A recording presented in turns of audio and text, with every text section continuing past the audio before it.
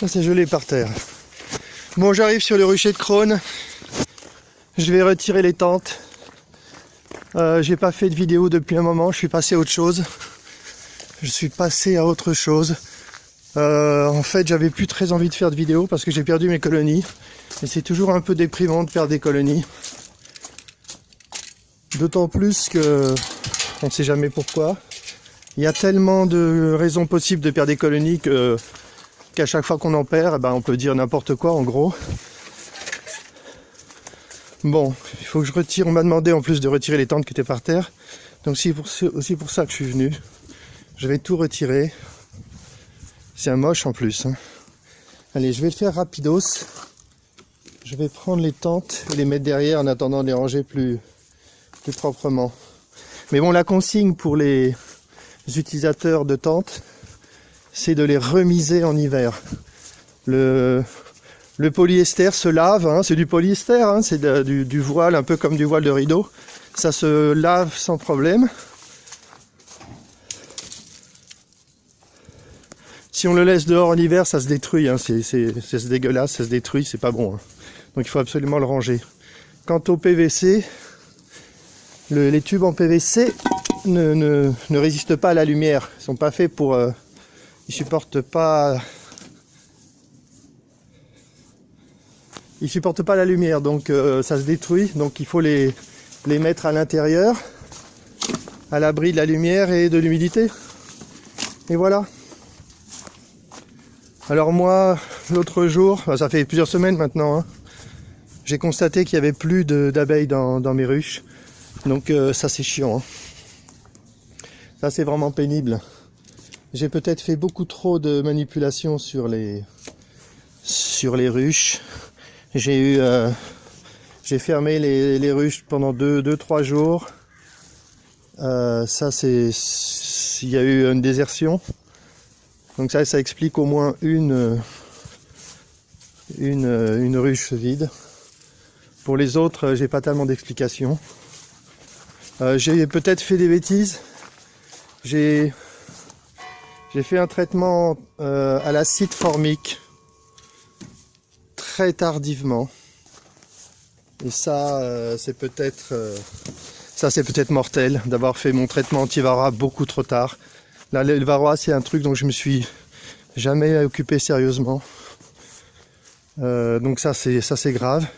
L'autre chose que j'ai pu faire de grave, c'est que quand j'ai fait le traitement anti-varroa, ça me gonfle tellement de doser, de compter des trucs aberrants, que du coup je le fais à la louche et j'ai peut-être fait un traitement anti-varroa trop violent et j'ai peut-être fait des dégâts avec ça. Ça c'est à craindre aussi.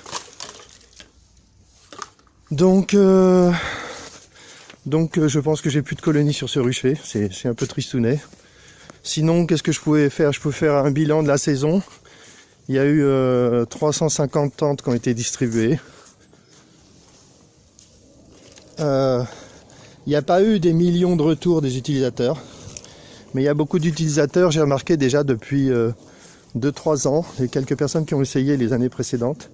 En général, quand le problème est résolu, ils s'occupent plus du tout des frelons, ils passent à autre chose et ils font plus aucun commentaire. Il y a quelques personnes qui ont été très positives en disant que les tentes avaient sauvé leur colonie, ça fait plaisir.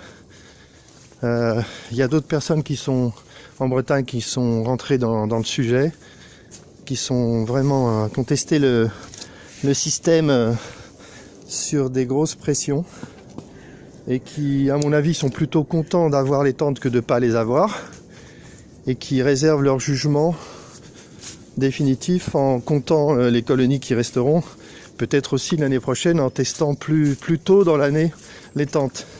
Mais bon, dans l'ensemble c'est plutôt bon, quoi. C'est plutôt positif. Les tentes, c'est à peu près sûr maintenant que ça va apporter quelque chose de très significatif à la lutte contre les frelons. Qu'est-ce que je voulais dire? Cette colonie est morte aussi, j'en suis sûr. C'est dommage. En plus, là c'est des des ruches qui sont remplies de miel, hein. C'est de la folie, hein. C'est chiant. Je vais même pas prélever le miel, mais c'est pas ça qui aura sauvé les colonies. Bon, donc je peux arrêter avec ça. Qu'est-ce que je peux dire? L'année prochaine, pour tester les tentes plus à fond, il faudra s'occuper de deux points particuliers. D'abord, les colonies bloquées. Il faudra trouver un système pour débloquer les colonies. Et il faudra trouver un système pour contrecarrer... Il fait froid, je vais pas rester, hein. Il faudra trouver un système pour contrecarrer le petit pourcentage de frelons qui chassent parfaitement devant les ruches et devant les tentes. Et ça, c'est obligé, ça arrivera forcément. Je pense qu'il ne s'agit pas d'un apprentissage des frelons, c'est plutôt le hasard. Quand on a énormément de frelons, les frelons se comportent de 1000 manières, et un certain nombre de frelons vont chasser parfaitement, et une fois qu'ils ont du succès sur une technique, ils s'y tiennent. Ça veut dire que quand des frelons chassent en vol stationnaire juste au bon endroit devant les planches d'envol, qu'ils ont du succès, ils capturent, ils font toujours pareil. Donc ils ne se font pas capturer.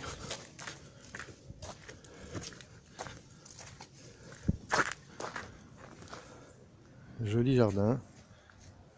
Là les parterres là, de l'association. C'est bien propre. Ça caille pas mal, hein. Il n'y a pas de vent, heureusement. Donc ce petit nombre de frelons, en fait, ma conclusion, sur le long terme, en réfléchissant sur les différentes sortes de pièges, etc., c'est que même un tout petit nombre de frelons peut suffire à bloquer les ruches, à tout perturber. Et c'est mon explication au fait que la totalité des pièges ne fonctionne pas.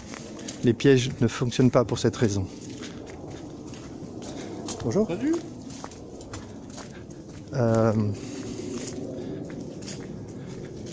Des pièges peuvent capturer énormément de frelons, même les pièges bouteilles capturent énormément de frelons.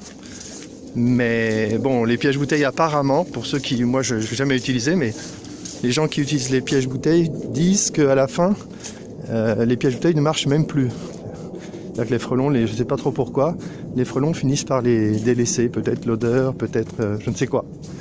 Ou peut-être simplement un certain nombre de frelons ne s'intéressent pas aux bouteilles. C'est possible aussi. Donc même si on capture énormément de frelons, ça peut ne pas suffire. Donc là, nous, avec les tentes, ce qu'il va falloir faire, on va se retrouver avec des tentes qui cartonnent, surtout quand on va commencer à les utiliser en début de saison. Ça va cartonner. On va avoir un certain nombre de ruchers qui seront furtifs, en tout cas par période. Mais pour les grosses pressions, comme en Bretagne cette année, ou en Espagne tout le temps, et au Portugal tout le temps, il y aura forcément des problèmes à résoudre parce que sur le grand nombre de frelons qui arrivent, il y a un petit nombre de frelons qui viendront mettre la pagaille. Donc je propose comme ça deux solutions pour tacler les frelons qui chassent bien. Le premier, c'est de mettre un petit papillon électrique que j'ai acheté, qu'on mettrait dans la tente. Et c'est un papillon qui vole comme un fou dans tous les sens. Et ça va gêner le vol stationnaire. Alors attention, un petit papillon comme ça devant une ruche, ça va jamais empêcher les frelons de quoi que ce soit. Ils s'en fichent complètement de... Je l'ai testé d'ailleurs. J'ai mis des petits mobiles, j'ai mis des trucs. Ça les gêne absolument pas pour une raison qui est simple. C'est que les frelons sont très habitués à se bousculer les uns les autres pour prendre les bonnes places. Donc eux, le fait qu'on les tape, qu'on les bouscule, qu'on les gêne, ça n'a aucun impact sur eux. Ils s'en foutent complètement. Ça les fatigue pas, ça les gêne pas, ça leur fait pas peur. Ils s'en contrefichent. Donc le but n'est pas Mettre un papillon électrique devant une ruche,